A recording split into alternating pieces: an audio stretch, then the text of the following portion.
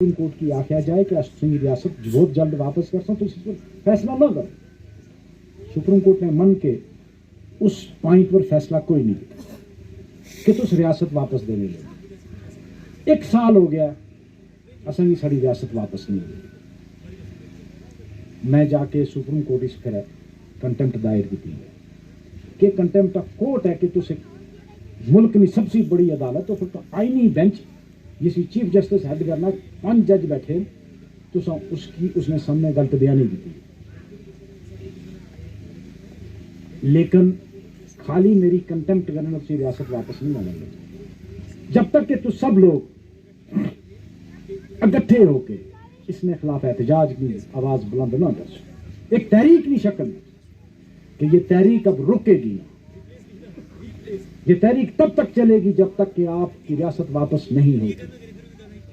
और इस तहरीक का आगाज इंशाअल्लाह मेरे रब ने चाहा तो 1 जनवरी 2025 रजौरी डाक बंगला के पास जो पार्क है वहां से मैं शुरू करूंगा, जिसमें सबसे पहले मैं सिग्नेचर कैंपेन स्टार्ट करूंगा।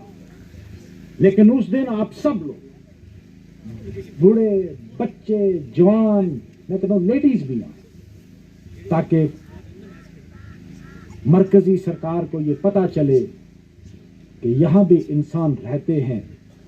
उनको भी पता चले कि उनके सीने में भी एक दिल है, उनके भी जज्बात हैं, एहसासात हैं। ऐसा नहीं है कि हम उनको जूते समेत लताड़ेंगे और वो चिल्लाएंगे भी नहीं जिस तरह के इससे पहले हुआ है।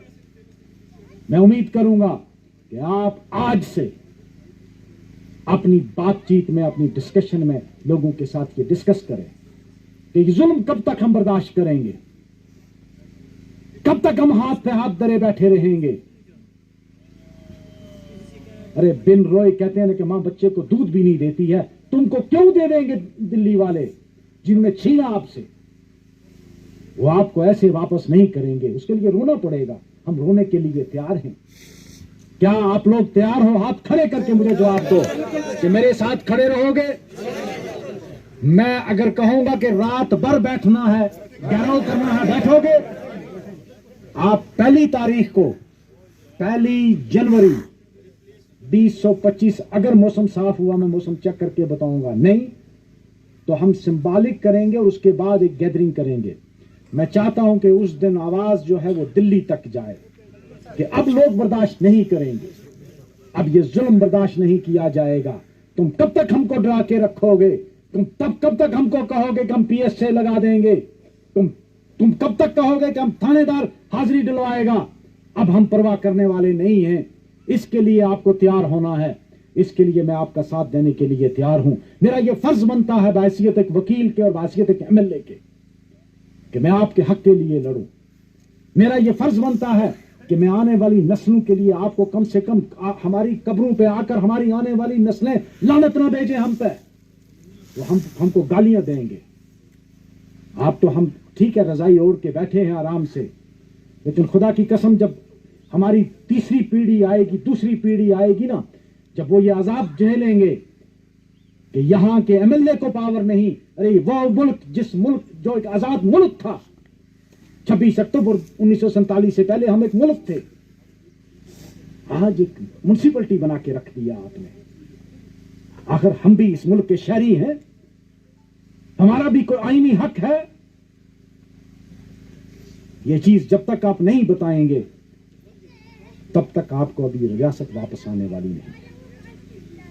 इसलिए मेरी आप सबसे गुजारिश है, मुझे पता है बाकी MLAs को किसी को नेशनल कॉन्फ्रेंस की लगाम पड़ी है, किसी को कांग्रेस की लगाम पड़ी है, उनके लिए मुश्किल है, वो शायद इसमें हिस्सा ना लें।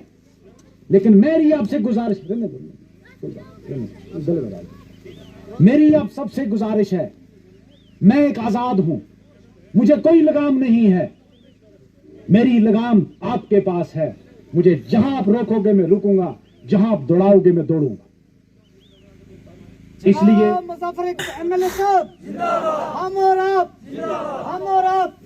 इसलिए मेरी आप सबसे गुजारिश है, खुदारा इस नींद गफलत से जागो। खुदारा अपने आने वाली नस्ल को बचाओ। ये जो नौजवान खड़े हैं ना, आप कहते हो बेरोजगारी, अरे बेरोजगारी क्यों नहीं होगी जब आपकी नौकरियां यूपी और बिहार में बांटी जाएंगी। मैं पिछले दिनों गया हुआ था जेके हाउस दिल्ली में। जेके हाउस हमारा, एक भी मुलाजिम जम्मू कश्मीर का नहीं है, एक मुलाजिम। आउटसोर्स किया हुआ है, सब बाहर के लोग। हमें जुबान भी नहीं समझ आती, कोई यूपी के कोई बिहार के। तो बेरोजगारी क्यों नहीं बढ़ेगी भाई? ले भाई हमारे यहां, मुझे बताओ, इस पहाड़ का रहने वाला बच्चा चंडीगढ़ के बच्चे से, दिल्ली के बच्चे से, जम्मू के बच्चे से कैसे मुकाबला करेगा? अब तो आपको कोई रोक नहीं सकता है ना। पूरे हिंदुस्तान का गेट खुल गया है नौकरियों के लिए। पूरे हिंदुस्तान का गेट ठेकेदारी के लिए खुल गया है। आपके ठेकेदार को, आपके बच्चा अगर कोई ठेकेदारी करेगा, उसको ठेका नहीं मिलता है। अरे ठेका तो छोड़ो, पार्किंग का ठेका क्या होता है, गाड़ियां लगाने का वो ठेका मिलता है। जम्मू के किसी बच्चे को नहीं मिल रहा, वो सब यूपी और बिहार वालों को मिल रहा है। हालत ये है हमारी, तो फिर बेरोजगारी क्यों नहीं बढ़ेगी? रोजगार कहां से आएगा?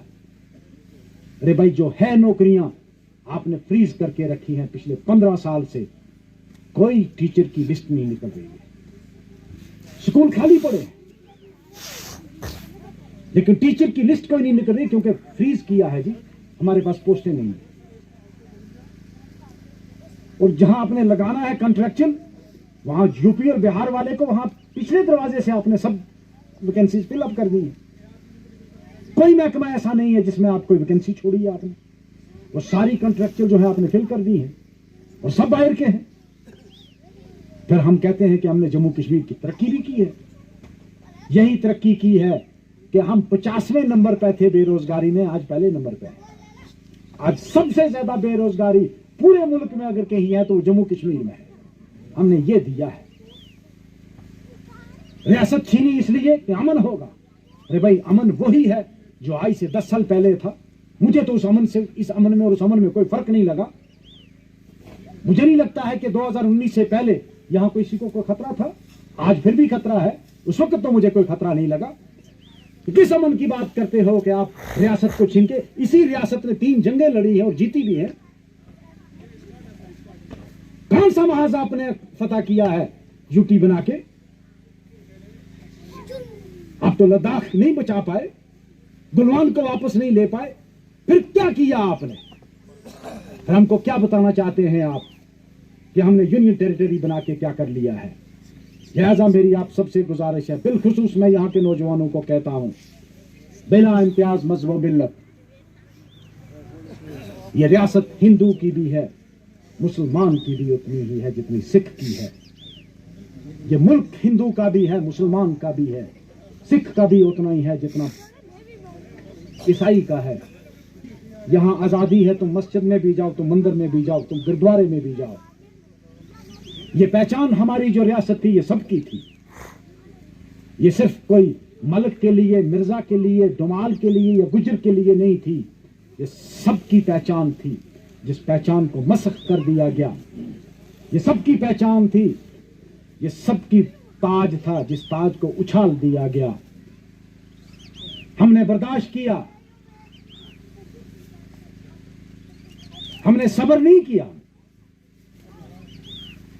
हमने इस पर सब्र करके, चुप करके नहीं बैठ गए हम लोग, बल्कि हमको चुप कराया गया, हमको डराया गया। हम बोल नहीं पाए, लेकिन डरा कर चुप आप कितनी देर बच्चे को करा सकते हो?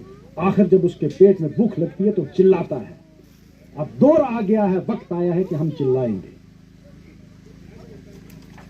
अब हमारा वो स्टेज आ गई है कि जब बच्चा बहुत भूखा हो जाए तो उसको तुम जितना मर्जी डराओ, वो फिर चिल्लाने से उसे कोई नहीं रोक सकता।